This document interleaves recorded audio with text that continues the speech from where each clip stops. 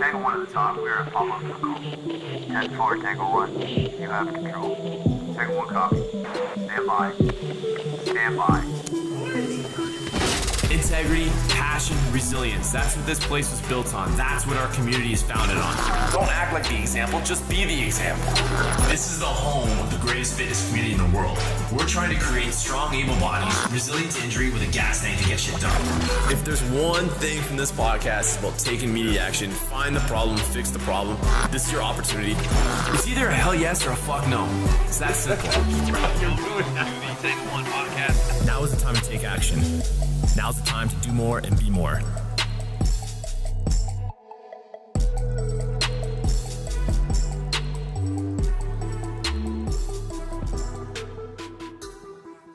Which was like, did push-ups and had, and then in this book it goes through like all like what commonalities do we have rather than what differences do we have between species. So like, we all have fingers, and I forget how it breaks down. It's like fingers, your metatarsals or whatever, then small bones, and then big bones. And if you look back across all animals, like take a human arm and then compare it to a bat, take a human arm and compare it to a whale fin.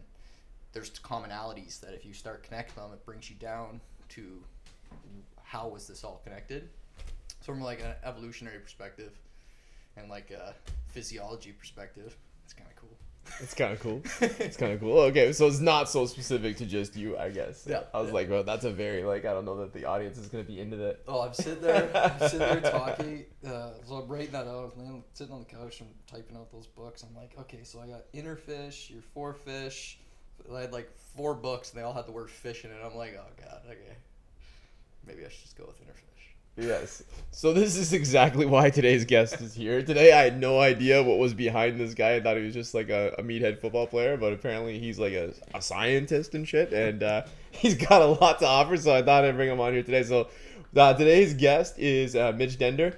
Mitch is a fisheries biologist. He's the owner of For the Reef Apparel and founder, which has raised over $20,000 to save the reefs and has been featured in Nat Geo Traveler magazine, which is, by the way, one of my favorite magazines, believe it or not. I read that all the time. Nice. He's a 2-time recipient of the Great Lakes Research Award, published several times in scientific journals, and scholarship football player and Golden Key Society academics at the University of Windsor. And, of course, as I mentioned, he's a graduate member here with his amazing wife, Kelly, who's always got a giant smile on her face. So welcome to the show. Thank you, and I have to say it's also Kelly's birthday, so shout out to Kelly for letting me sneak away on her birthday. Yeah, letting you sneak away, attaboy.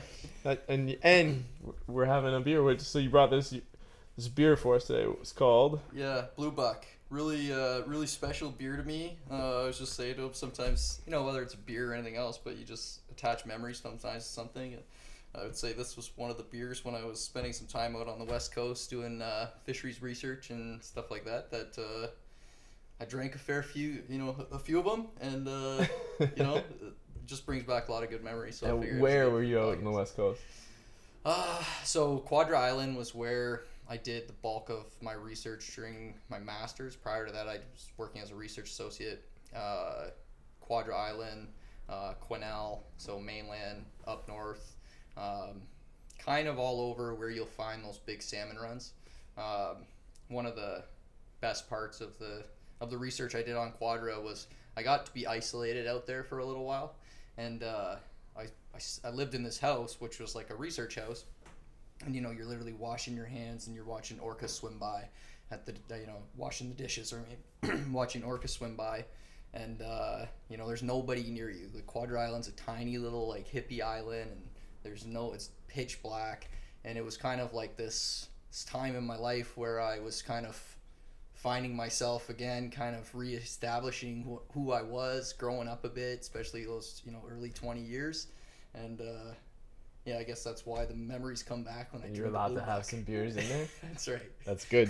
That's good. So you're in university when you're doing this, like you're completing your schooling. Yeah. So I finished my undergrad, and then I spent basically 6 months to a year just kind of doing random stuff during university, and after I was doing some work with U.S. Fish and Wildlife and volunteering with some different small like research projects. And then a guy named Trevor Pitcher, who's he's a professor who started the LaSalle hatchery in LaSalle. I basically reached out to him and said, hey, if there's anything that ever comes up where you need some help in the hatchery or with one of your projects, let me know. Skipping forward a bit, I was out in Australia just doing your classic like backpacking thing, and got an email asking me to go to BC to work as a research associate. So I took it, and then that just kind of like flowed through, helping to form my career, and that's kind of how it started out there. Cool. Let's go back just some minutes, because so I introduced you. What the fuck is a fisheries biologist? So, like I said, like Mitch walks around here, you're so quiet. You don't talk much. I know you're a football player. I know we got the common friends through that background. I didn't know you until you walked into this gym. And then all of a sudden, Kelly actually said, oh, Mitch has gone fishing. I just thought you liked fishing. I had no clue any of this about you until Casey, our old co-host here, he's like, you got to get Mitch on. He's like a closet geek. He's got this whole house is full of like fish and So what is a fisheries biologist? Help us out. I was trying to explain this to my boys this morning. I literally had no clue, so I wanted to save it for you. So that's why I didn't Google it. Yeah, so I mean, like, everybody knows, like, it's kind of like a hot word or whatever, a job title. Say you're a marine biologist.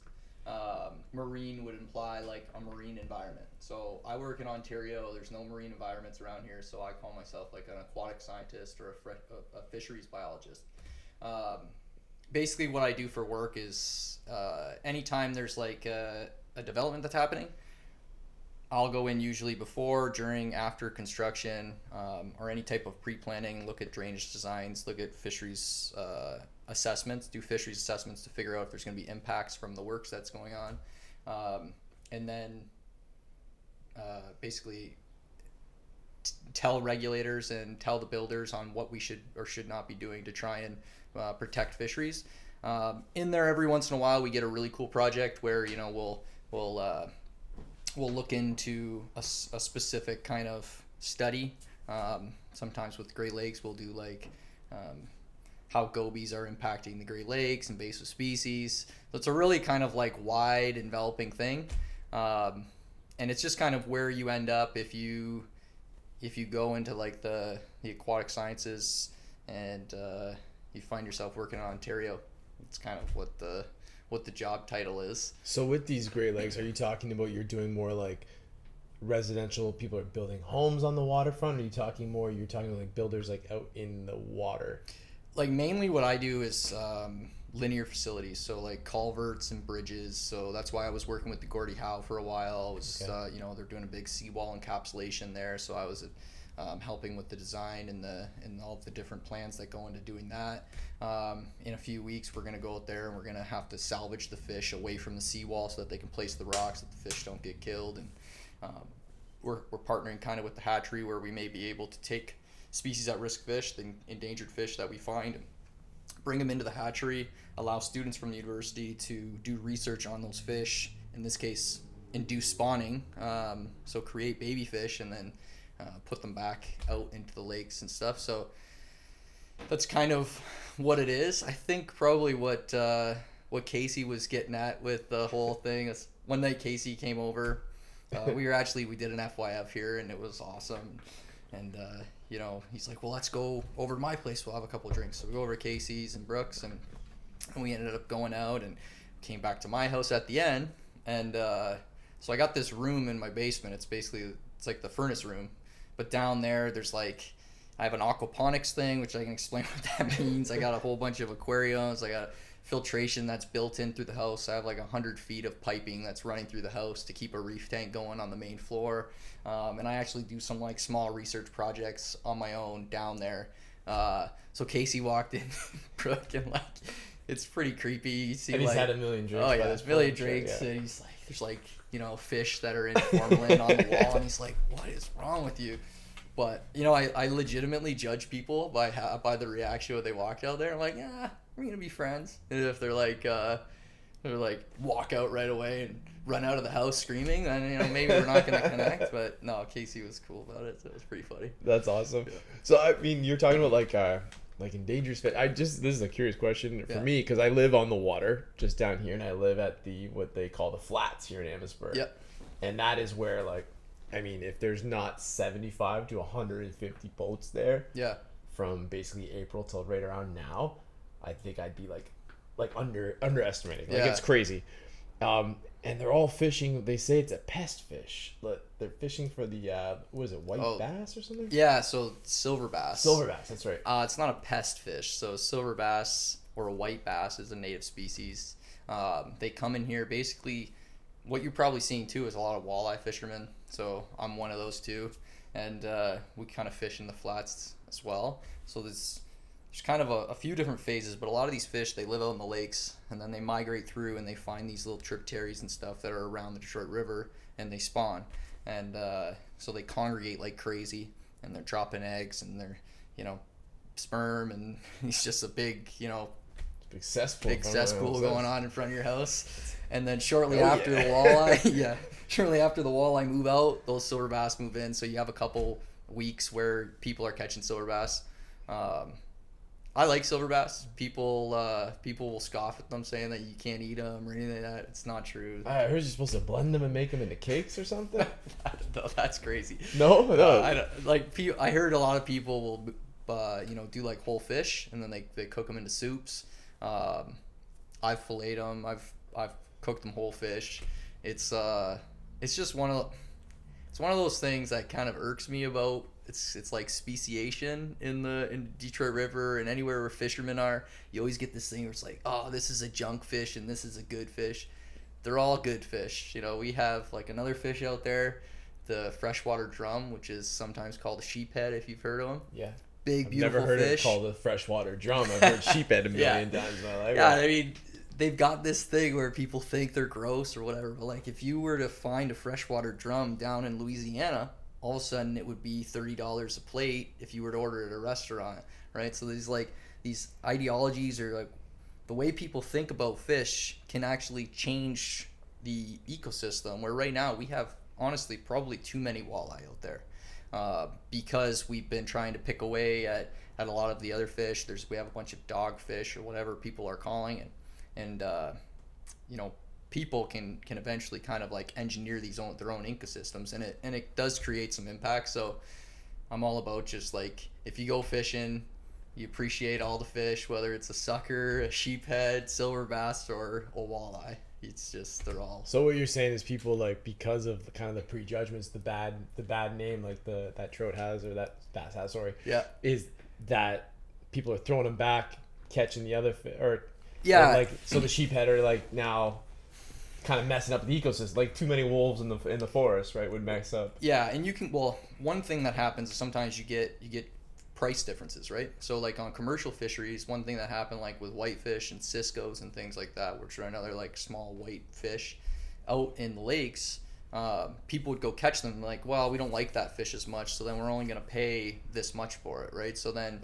the way that the fish is treated is a lot worse, like they're just dumped onto docks. If they end up dying, it doesn't matter because they're not worth a lot, but it's kind of like this attaching an intrinsic value to the fish. Like even if this is not the trajectory I thought the podcast was going to go. Well, I'm curious. I got so some questions for you. Basically, like, if every single fish that's out there in the lakes, every single native species that's in the river in front of your house, every single one of them plays a role in the ecology of the ecosystem. The same way, like with your crew here at the garage gym, if 2 guys didn't show up every single day, right, the gym would start to erode, and everybody's got to show up to the party. It's the whole idea with the ecosystems out there. We can't just like pull out every single one of one species because we think it has more value than the others. They all have a value, and by taking some out, and changing the ecology, you're then lowering the health of the ecosystem, and long term that's just impacting everybody and every fish. So it's kind of like it's like a big holistic way of thinking about it, but silver bass are great. So No, I think that's I think having a bigger and wider view of things is kind of like what this podcast is really about. Like, yeah. And I know that a lot of people do actually fish that come here. And what I was kind of surprised, I guess maybe that's just a stereotype on my part, is like that you work so hard to protect the marine world, right? As a fisheries biologist, but yet you fish all the time. Like, do you, when you go into like your places, or do people frown upon that? Like, do they look at you like, oh, this guy eats the fucking fish, I hate this guy? and like it's another thing where there's a lot of misinformation, and there is sustainable fisheries, and we can fish for fish. It's okay, and you know, I'll have that debate with anyone. But the reality is too is like when I've learned to not, you know, limit myself based on what other people's opinion is. If I know morally what I'm doing is okay, if somebody has a problem with it, that's their problem. You know, if I like fishing and I think what I'm doing when fishing is sustainable, and by allowing me to fish is also allowing me to learn about the aquatic ecosystems, which is then pushing me into school to learn things that I actually want to learn about, which allows me to follow my passion and actually develop a career, which then leads me into the conservation of fisheries.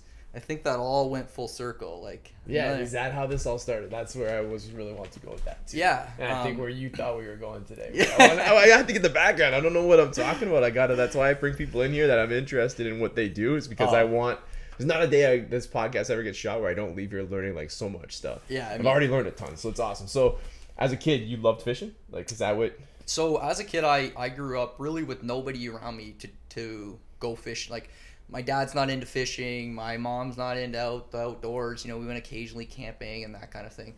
I have an uncle that got me into fishing a little bit when I was younger, but it was a weird. I remember this really vividly. It's so weird, but I remember flipping through a geography book, and I don't know why this was. I was probably in like, I don't know, grade 5 or something, and there was a picture of a school of salmon, and for whatever reason, it just like imprinted in my mind. I'm like, I really want to get a fish tank, and then I got a fish tank, and then it just kind of just spiraled. And with the fish tanks, that whole thing really is you know, back to your comment about, well, you love fish, you love ecosystems, you love natural ecosystems. Why would you take a fish and put it into a glass tank and keep it in your house? Like, that doesn't align with what you're saying. I didn't say that, right?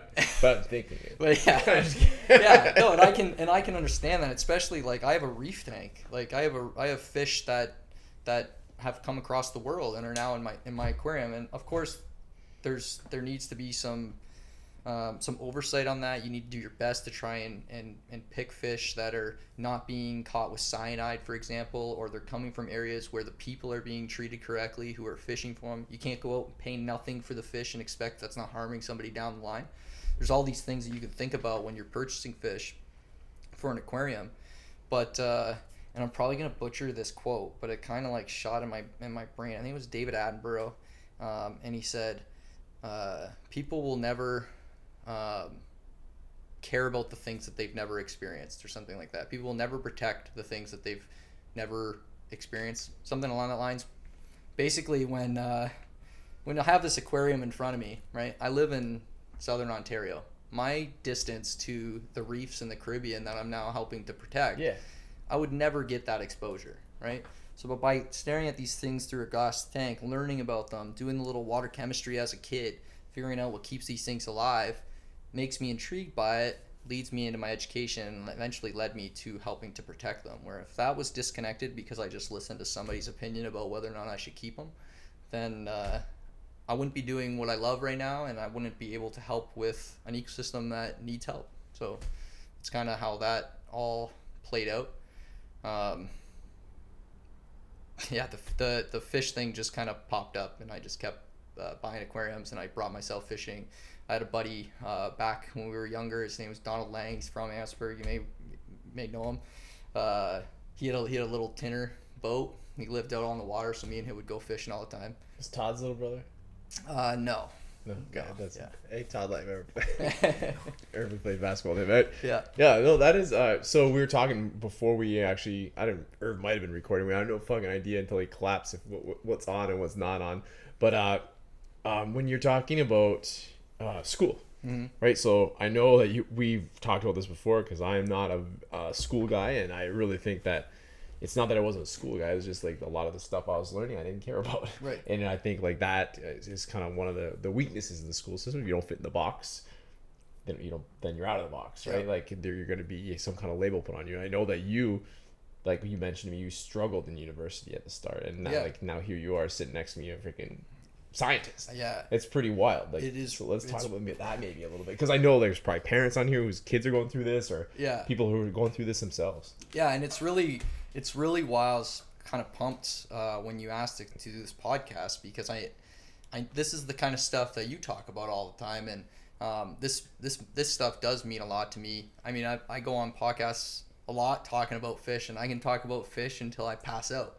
But this kind of thing is one of those things that we don't talk about, at least I don't talk enough about. But, you know, when I was a kid, I was labeled kind of as a, you know, jokester, kind of class clown, bad grades, you know, and then I kind of became an athlete, right? So then you're kind of just labeled as a jock. And as a young kid, you kind of like, you're building this kind of opinion of yourself without really realizing it, because everybody's saying it to you. And then you're like, well, it's just who I am. You know, I get bad grades and I play football. That's just what I do. And I love football. I'm a meathead too, but I also, you know, can be a bit of a nerd, and I just accept all of those parts of me now that I'm older. But you know, that's you asked for a quote, and I gave one of my favorite quotes was if you judge a fish by its ability to climb a tree, you judge a fish by its ability to climb a tree, it'll live its entire life believing it's stupid. And I think that is so key, because with me, if I don't like it, if I'm not interested in it, I am stupid. I don't know anything about it.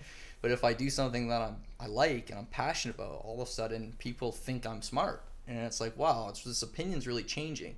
So maybe it's not about, like, you know, you're not, it isn't so cookie cutter where kids are either, you know, smart kids, dumb kids, and whatever. It's about, in my opinion, doing the things, trying everything, finding the things that you like, and doubling down on them when you find them, because that's where you'll excel the most, and that's where you'll find the most fulfillment.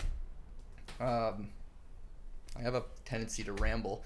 I know, man. You're doing great. I love the fish quote. I love that for sure. And I know myself in school, in high school, like Irv was there, I didn't get good grades at all, man. And like then I would go into English class of all things, and kill it with like the creative writing side. Not even all of English. Like I didn't get a good mark in English, but there were certain things in that English topic that I was very good at. Right. You know, and then drama class of all things that I didn't even take. Nobody took those classes. I think I took it because it was a joke, and I wanted to just play football and get easy marks. And I was like, and I ended up loving drama class. And now look at like things I do on a daily basis have a great deal to do with that, right? And then of course sports. And then I mean Irvin's kid taking exams today. Like there's going to be subjects that you struggle in. It's not because I don't think it's because like his son or my son or your you know future kid. It's not because they're not smart. It's because they don't want to. They're not interested in this topic. It's very hard to sit there and listen to something.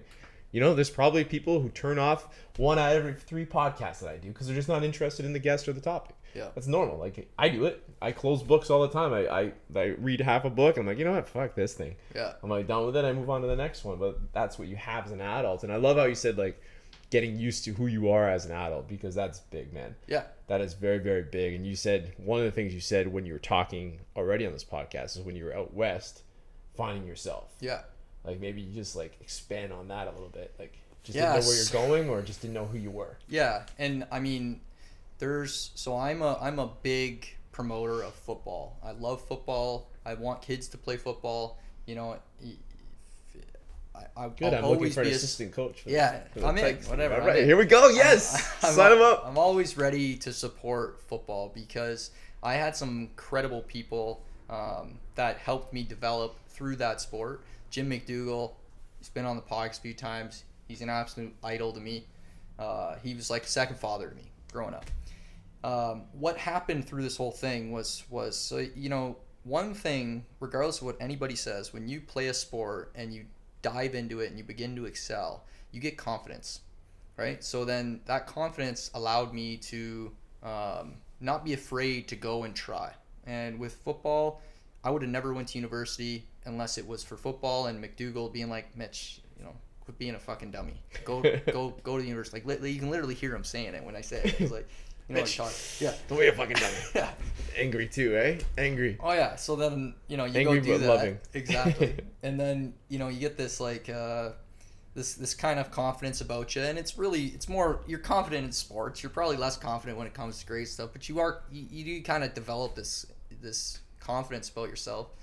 And then with the okay, so growing up, I didn't have a lot of confidence. Back to the confidence thing. McDougall, I've got this board in my house, and I got it printed because before every single football game, and my mom would not be happy with this, but before every single football game, I find a note somewhere. So my mom's the biggest supporter in the world. I'd find a note and say, "Get the fucking job done," right? And I'd find that somewhere, and it was always this Your thing. mom wrote this? My mom wrote that. Really? Yeah. Yeah. That's awesome. Because when we were playing, my mom's not a swearer or anything. She's to the code, right? But one year I was playing football, and again, I'm kind of lacking some self-confidence, but I'm pretty good at football or whatever. And McDougall walks up to my mom after a game, and he's all fired up, like chewing on his knuckles all game like he does, and he's like, "Hey, you see that there?" And he's holding up his playbook to my mom. My mom's like, "What's wrong with this guy?" It says, Dender in big caps, and then it says,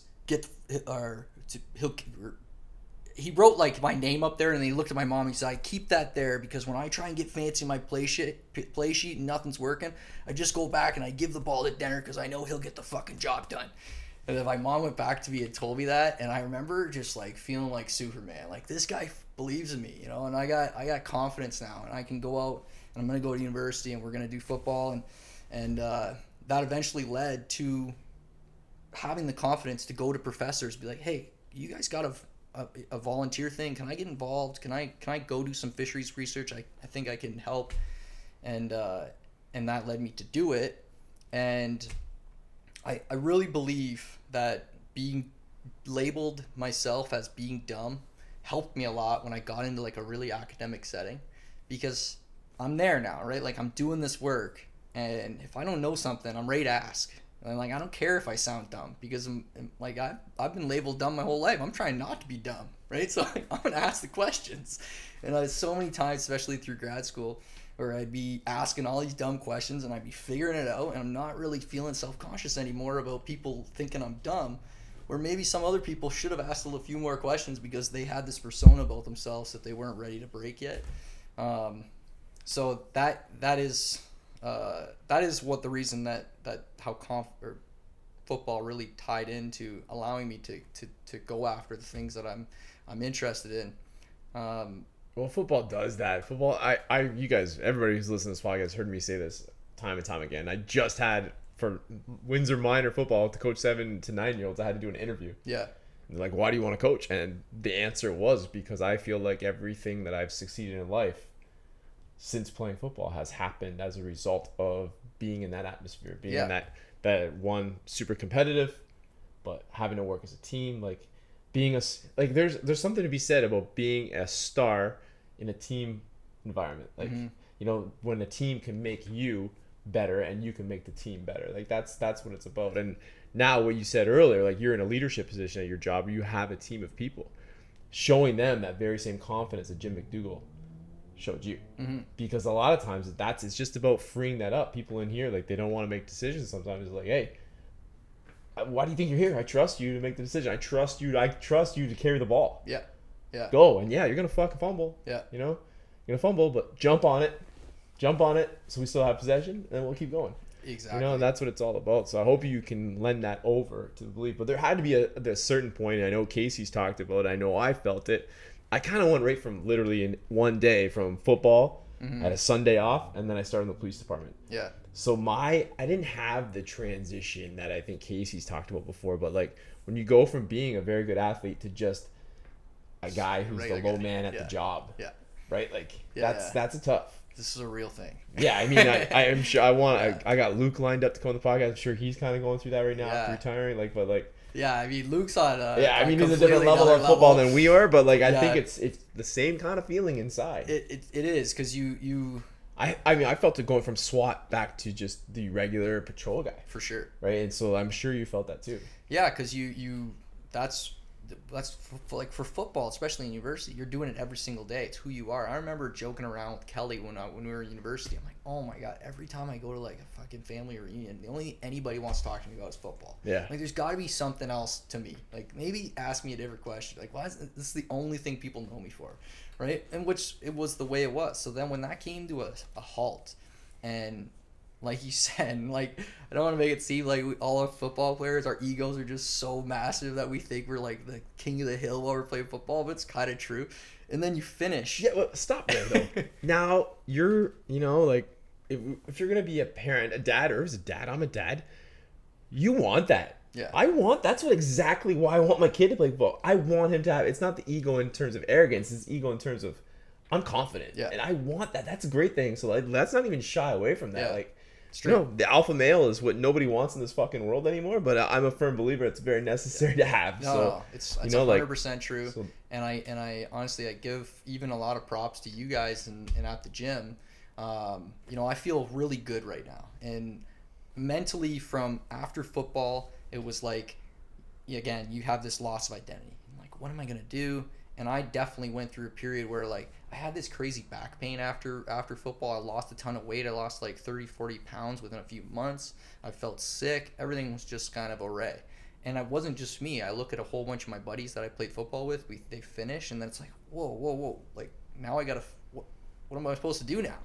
And with me, that was that period where I had that confidence to just ask, like, can I go do something? Can I get out there and do this fisheries work? And I end up in BC and I'm by myself. And now it's like, I really like this, kind of figuring out who you are. You spend a lot of time by yourself. You just kind of get used to, this is who I am.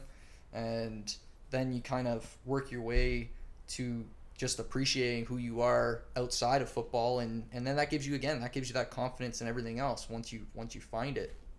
From a physical perspective, it's another thing, right? Like I was working out every single day. I was like, felt great. I was in shape all the time. And then I finished football and I started like becoming a scientist, like staring through a freaking microscope every day. I lose all this weight. I'm like, where's my swag? I like lost everything that like physically I thought gave me confidence, like as attractiveness or whatever. Like I felt like that part kind of fell off, but whatever.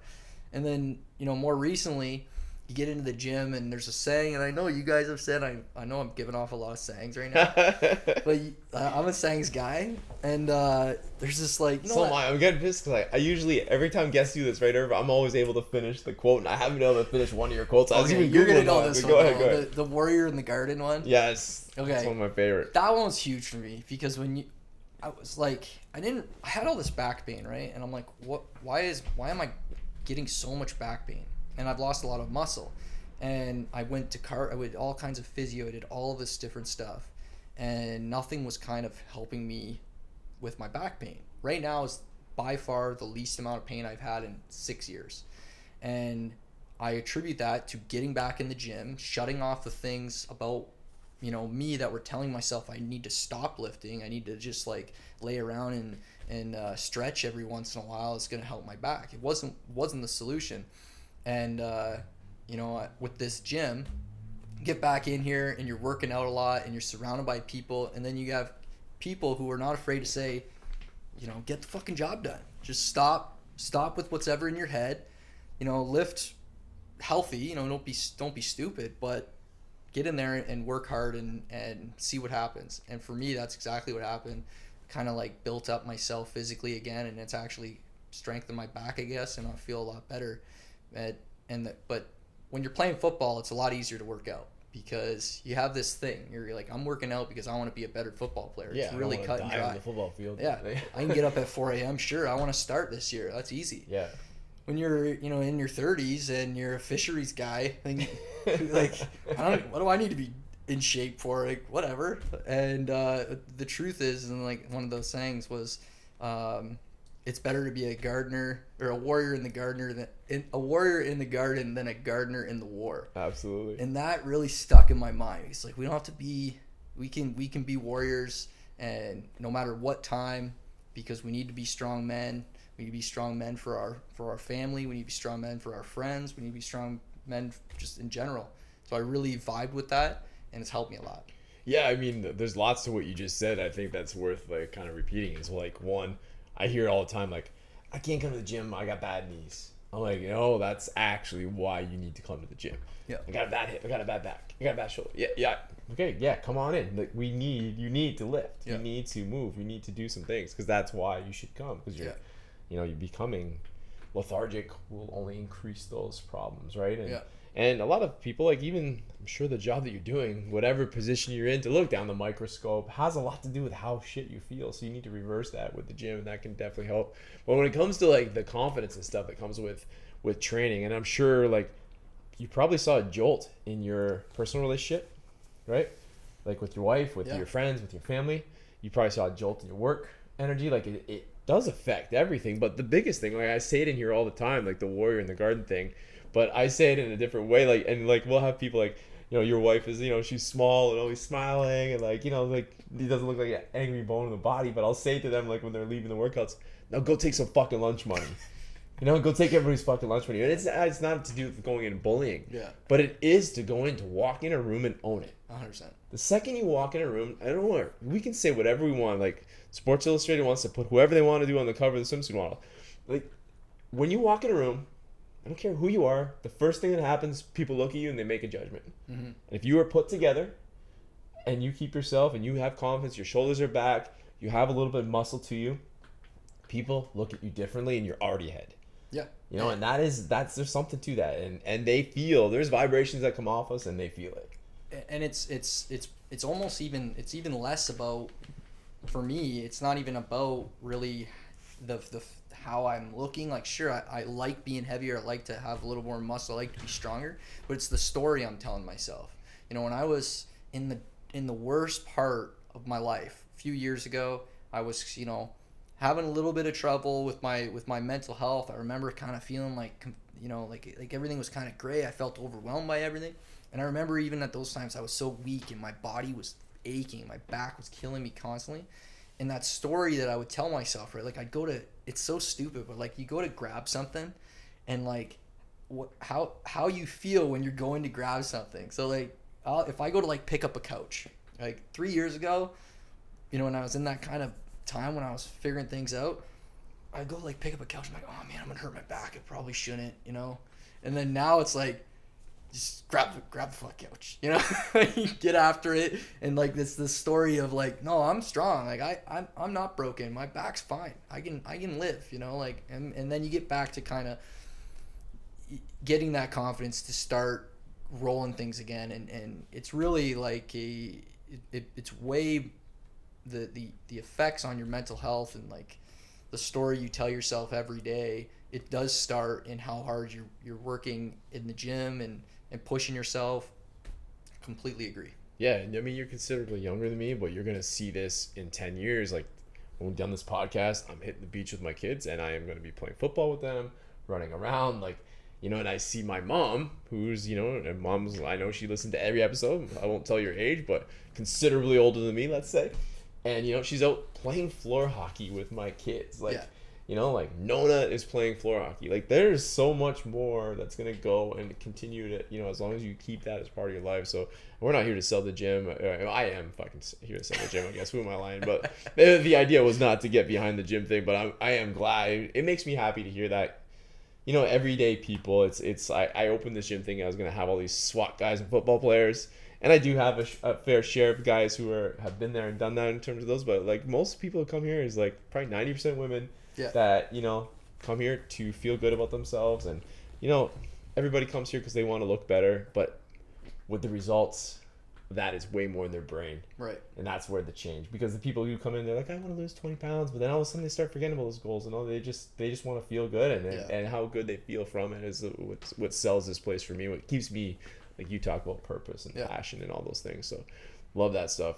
If you guys looking for some supplements, let's talk about that real quick. HQ Nutrition has always been a sponsor of us, and you guys can go there. I did not take my Focus because I decided to have this Blue Buck beer today, but HQ Focus is a staple for me when I shoot these podcasts, and I'm out, Dustin, so send me some more. But Tango 15, if you guys want to try some of those great products, and or hit up some whey protein, which I had fun with my breakfast this morning, is always a hit in our house.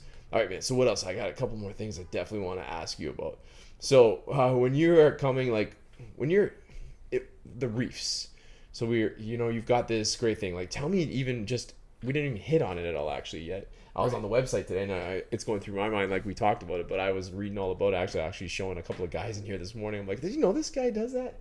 So this is awesome. So for the reef, what is this? How did it start? Like, what can people do? So the problem right now is there's a whole bunch of things that are causing stressors on the reefs. And the reefs, to give you an idea of the productivity of the reefs, like they represent 0.025 of the ocean floor, and then from that 0.25 they represent a quarter of the total biodiversity that you find in the ocean. Really? Yeah. That's insane. Yeah, exactly. I mean, I gave you a shirt earlier, and on that shirt it shows a tree, but the roots of the tree, like the tree of life, the roots of the trees are a coral reef, and it says the start of every breath. And we're like, that doesn't make any sense, but to me it makes sense, because coral reefs provide the majority of the oxygen that we breathe on the planet. It's not actually from the trees, but because the reefs are under the water and they're degrading and they're out of sight, out of mind, people are not noticing what's going on, and we're having absolute mass extinction events happening in the reefs and across the world. Our work with For the Reef is solely in the Caribbean, but you can look across the planet right now, and the amount of die-off that's happening on the reefs is insane. I have to look back at the numbers. I'm kind of blanking right now, but in 2016 I think there was a 25% die-off of the total ecosystem on the Great Barrier Reef, the largest living living structure on the planet. So the reefs are completely important, and of course I have this whole like environmental point of view on it, and a lot of people may look at me as like an environmentalist, which I guess I probably am, but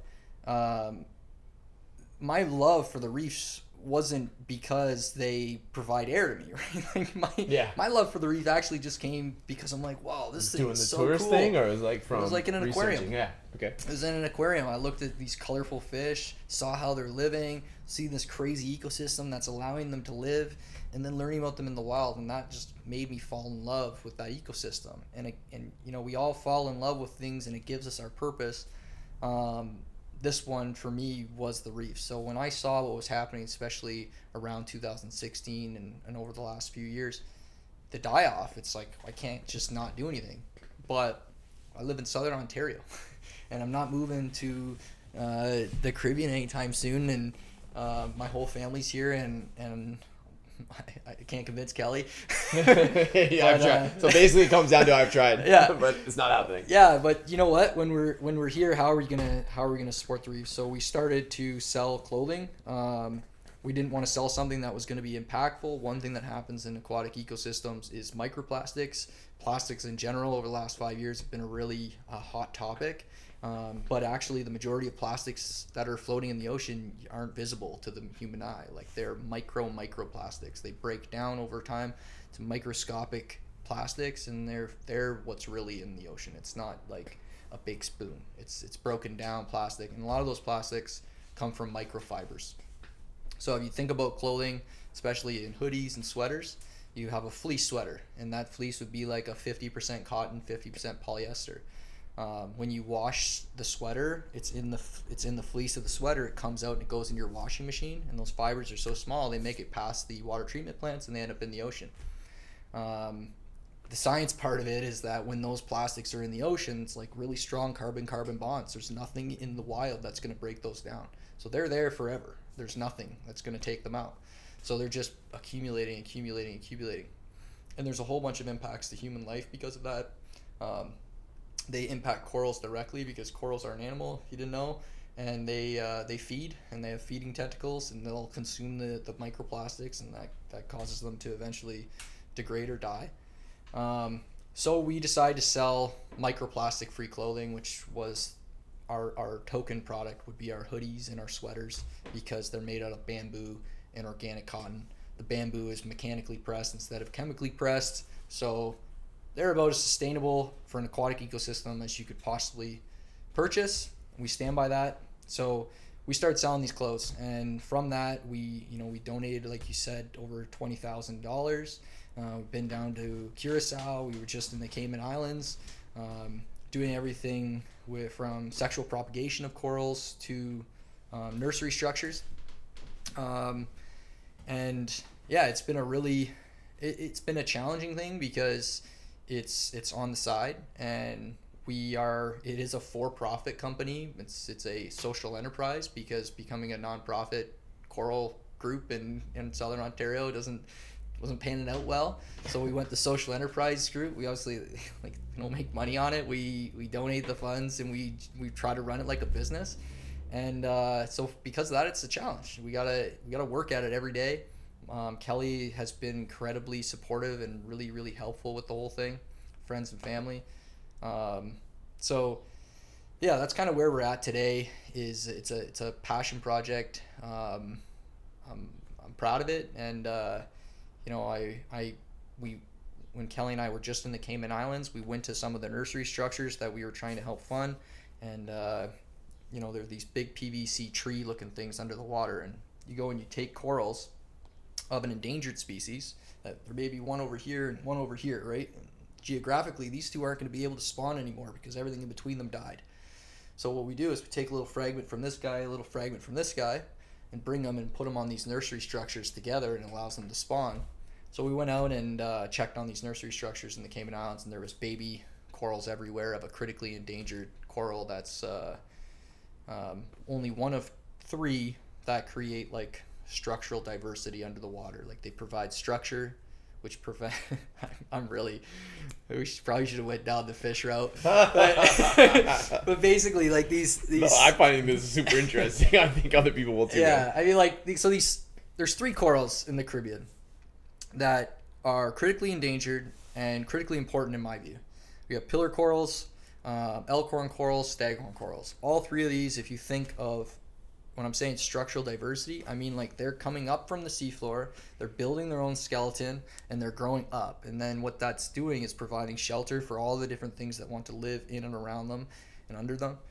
It protects the shorelines from wave action and storms and flooding. Billions and billions of dollars are saved every year by corals protecting shorelines at no cost to the cities that live on the shorelines. So those 3 corals are really what our focus is on as far as the funding goes. We work with the Cayman Eco Divers now. We've worked with Sea Corps International in the past.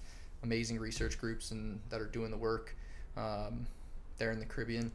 So if people wanted to get out and buy some of this clothing or support you in any way, how could they do that? Yeah, so you can buy anything on forthereef.com.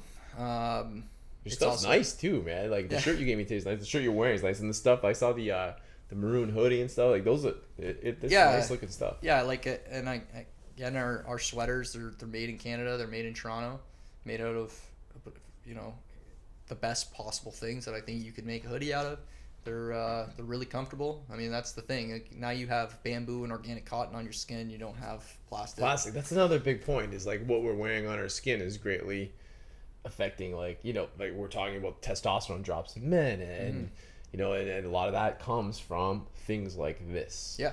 Like the microplastics, the things in your deodorants and all that stuff. There is something further beyond just saving the reef that you're doing by this clothing. Yeah, that's our thing. We actually, if you go onto the website and look at our story video on there, it's kind of funny, and it's just kind of well, what are we going to do? We're going to run down to the beach and save the reefs. Well, we live in Ontario, so we got to come up with a way of doing that. So we did these hoodies, and but the idea is that no matter what we want to prove with this idea of this company, is that no matter where you live, you can impact the reefs, because no matter where you live, the reefs are impacting you. The reefs are the most important aquatic ecosystem on the planet, and one of the most important ecosystems as a whole. Even you compare it to the Amazon rainforest or anything like that. If the reefs die, our oceans are dead. If the oceans are dead, it doesn't bode well for people living on land. So it doesn't matter where you live, these reefs matter. They're not just pretty to look at when you go there. They are affecting us today in the air we breathe and the way that we live down here. So that's why. Sweep your own. That's it. It's like Mother Teresa. That everybody needs to sweep their own porch. Yep. sweep their own doorstep or whatever that is, right? So if everybody like just the micro always manages the macro. So if we all start to pay more attention, I'd never even heard about this microplastics getting how they got. I've heard of it. I never had an idea that it was coming off probably the clothes I'm wearing right now.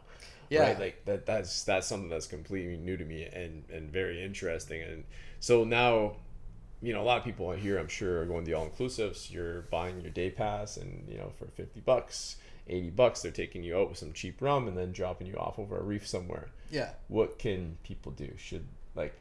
Are they like adding to the destruction? Like, well, I can see you're getting stressed. You don't want to offend people. Say what arms are crossed. Or like, there's like on the whole, like, how can you appreciate the beauty if you don't see it, right? Like, right. I've done it. I don't know if you've done it. Like, I've done, not in Australia, but I've done some of these reefs, and it truly is amazing. But like, did I add to the problem? I think, like, unequivocally, there's truth that we need to reel back a bit. We need to take away some things, and we need to, accept that some things need to be reduced. But I've found in my working life and in general, like, I'm with the environmental committee for Amherstburg right now, and we were just talking about this the other day. We're like, we can't make everything about taking away. Let's educate people. One thing that I want to go into a little bit of a spiral here, but we have at my house right now, we do vermiculture, which is of course you do. Yeah, of course. So who doesn't do vermiculture? What the fuck is vermiculture, anyways? All right, so vermiculture is Want to feel like an idiot? Have Mitch Dender on your podcast. No, again, dude, this is exactly what I mean though, because I can talk to you about fish and you'll think I'm smart, but talk about anything else, you'll be like, this guy's an idiot and needs to get out of that chair. I'm serious. My buddies joke around me all the time. They're always like, you're the smartest dumb guy we know. And I appreciate the fact that you even called me smart. Like, because I genuinely, like, I just really like this stuff, so it's easy for me to talk about it. But so tell me about this thing you're doing. Okay. In your basement. So there is something to say about organic waste, right? Everywhere in the country, not everywhere, but a lot of places in Ontario, there's programs where you're composting the organic waste, because there is a lot of organic waste that ends up in landfills and it can cause problems. At my house, we're doing a vermiculture, which is basically the red wiggler worms, and they're not that bad, and you put them into a container and you put your organic kitchen waste, like all the lettuce and scraps from your kitchen, and you put them in there. The worms break it down, and the byproduct is that you get their worm castings, which is like black gold. You can put that in your garden. It's the best fertilizer you can get. And red wiggler worms are insane. They break down their body weight in a day. So if you have a pound of red wiggler worms, they can break down a pound of organic waste per day.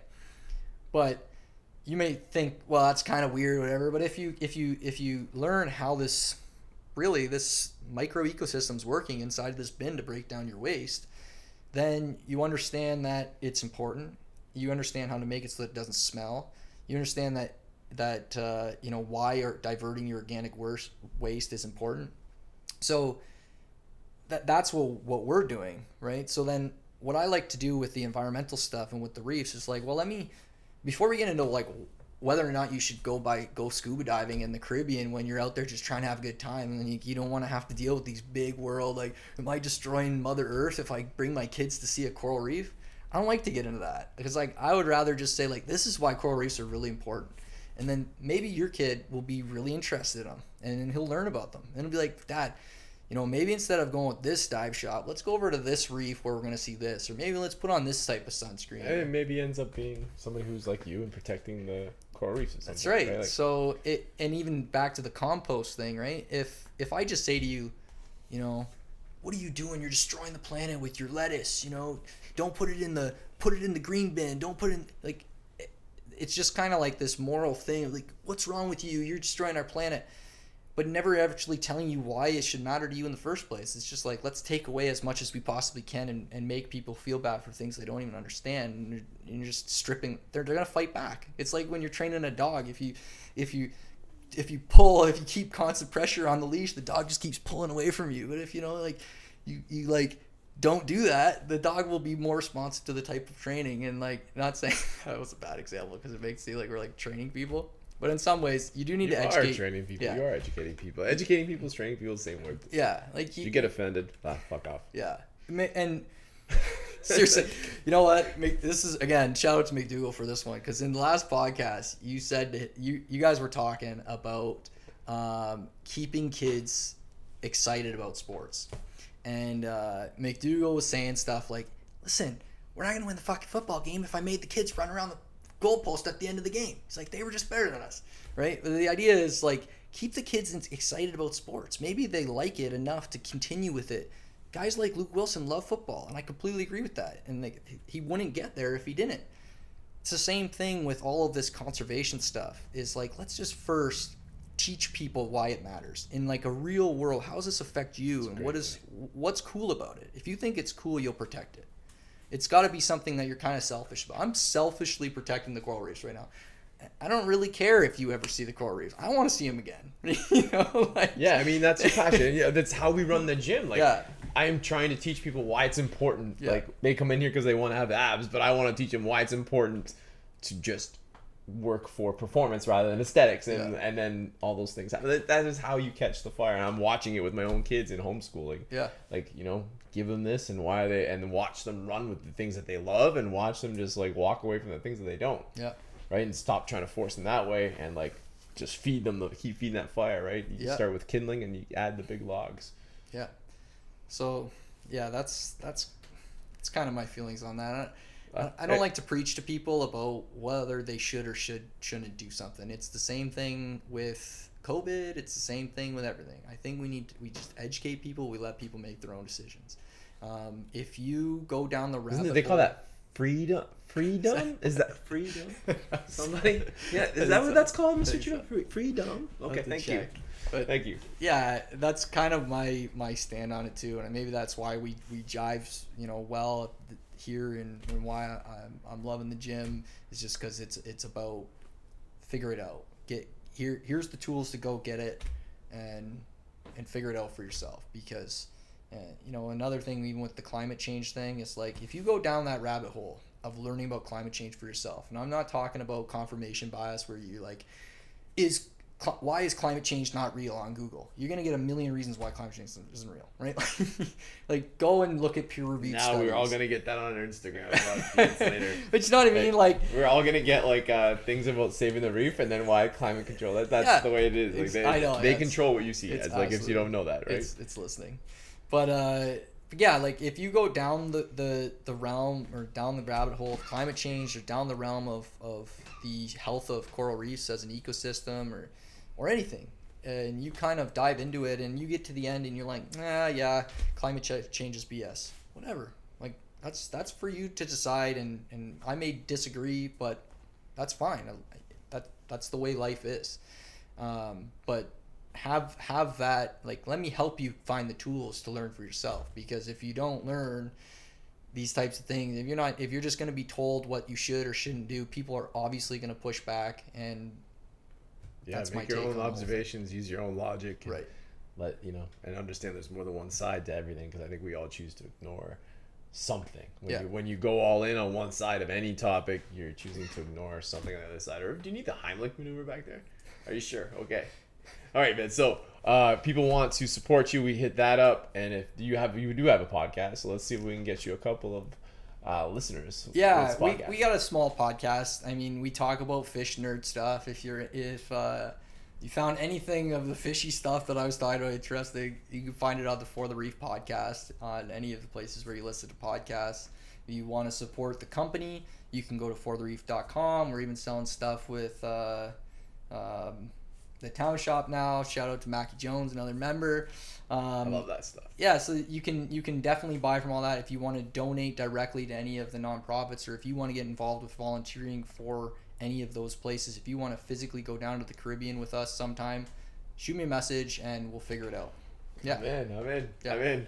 Yeah, so thank you for coming on today. I want to first shout out everybody. If you ever do need something, there's something we can definitely do here to help you. I love hearing that Mackie's doing it. Nothing makes me happier than hearing that this little community of people supports each other and helps each other to grow with whatever their causes and purposes are. Yeah. We want to thank, of course, our sponsors, Kingsville OGs, Ian and Kara Murray from Team Murray Insurance. They are a one-stop shop for everything that you need for insurance, and they have a concierge service that's exclusive to their clients. Go in and see them. They support everything this community has to do, and tell them that Tango One sent you. So on that note, let's call that a podcast, and let's call it 10-4.